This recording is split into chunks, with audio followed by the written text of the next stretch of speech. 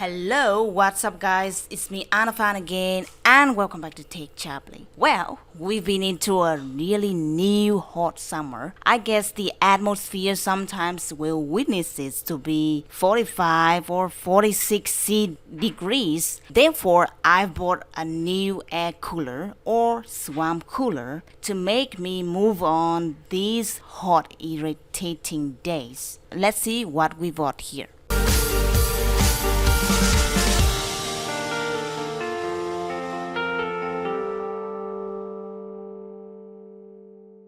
Alright guys, this is my swamp cooler and outside it looks like a tower fan, or I think it looks more like a clothes washing machine. It got covered by ABS plastics. The main color design is in black and white. Let's see it further. On the top of the cooler, I've got an ice box or water cooling box. Let's open it up. This ice box includes a tray where we can put a piece of pre-made cold ice or ice for better cooling experience. Take a look at these small little holes. These holes are places where the water will be pumped up and drop into the cooling media inside before the fan blows its cooling air out for us. The air cooler gets 3 cooling pads, 2 on the right and the left sides, and the biggest one is at the back. These cooling pads contain cooling media which involves in the air cooling process. The front of the air cooler has a double-state airflow louvers.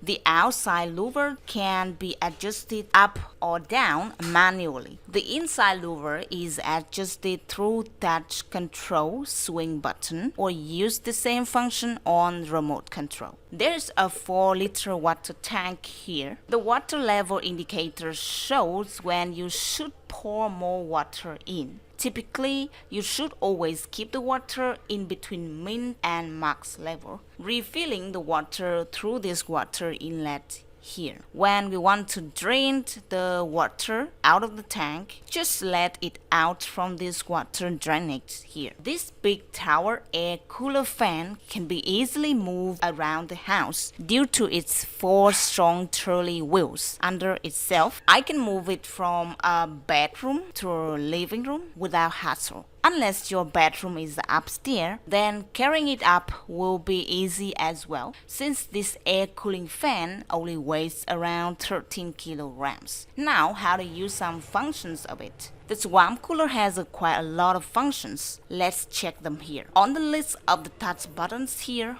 we've got power on and off, swing button, which you use when you want to get the inside louvers go shuffling. And you can change the modes here, and there's 3 modes. I will check for the night modes as well if you're using the fan at night. Okay. The speed modes, we have a low, medium and high speed. And when you change it, it will indicate the amount of air blows through the fans. The cool button, as I mentioned before, when cool mode is activated, the water is pumped up to the water cooling box. It will drop to the cooling media. For the ion button, it's merely to clear the ions to get the air refresh. Well, you can set the time to use the fan through this timer button here, and you can set it up to 10 hours. But make sure that you always get all the water filled up in the tank, because the pump will reset after 8 hours working. Notice that this fan cooler, this air cooler, is used in an area of 25 to 30 square meters. So within the price of $230, I've got a quite usable air cooler for a truly hot summer. Well, this swamp cooler has a 12 months guarantee card and 1 exchange once if any errors from the product happen. I myself think that a 230 air cooler is quite reasonable price for a long dry summertime. Plus, this cooler is great for a big family of 7 or 8 people, while some other coolers have a handle which you can use to carry it outdoor. This cooler is bigger in terms of size, but you can move it easily with wheels. Remember one thing, that this air cooler should be running under 220 volt heat current. Alright guys, I've walked you through this swamp cooler from top to toe. Now it's your idea to decide whether you should get an air cooler for your summertime. Alright, my name is Anna Fan and I'm happy to see you here on TechAply. If you like this video, please give it a thumbs up and don't forget to subscribe to this channel for more videos later on. Bye for now.